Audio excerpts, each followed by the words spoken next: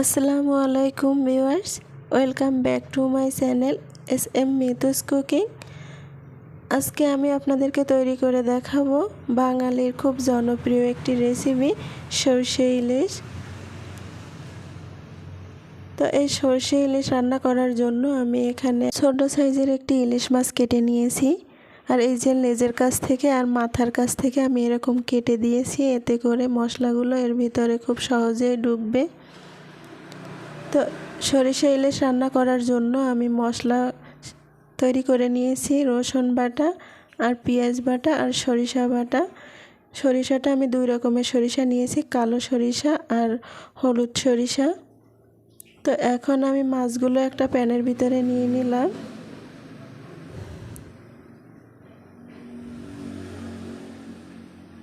তো এগুলো এক সাইডে রেখে আমি এখন এই প্যানের ভিতরে সব মশলাগুলো অ্যাড করে নিব।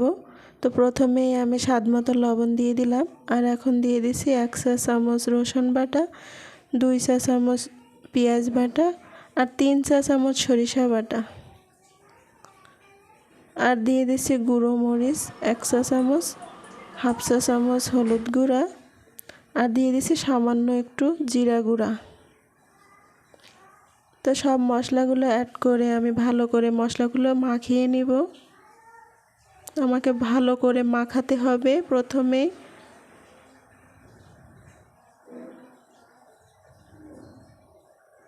তো মশলাগুলো আমার মাখানো হয়ে গেছে। এ পর্যায়ে দিয়ে দিচ্ছি কাঁচা সরিষার তেল। সরিষার তেলটা দিয়ে আমি আবার মাখিয়ে নিয়েছি। আর এখন আমি মাছগুলোর সাথে মশলাটা ভালো করে আবার মাখিয়ে নিব। মাছগুলোর সাথেও মশলাটা ভালো করে মাখাতে হবে।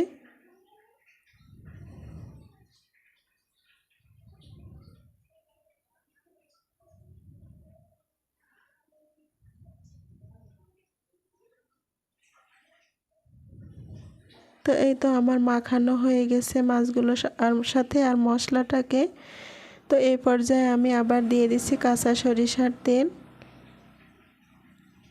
তেল দিয়ে আমি আবার মাখিয়ে নিয়ে এখন সামান্য একটু পানি দিয়ে দিলাম। বেশি পানি দিব না, সামান্য একটু পানি, কারণ ইলিশ মাছ সিদ্ধ হতে অত বেশি সময় লাগে না। আর সরিষাটা বেশিক্ষণ জ্বালাইলে সরিষা তিতা হয়ে যায়।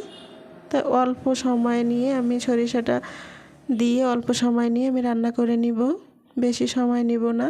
তো ঢাকনা দিয়ে আমি চুলা অন করে দিলাম।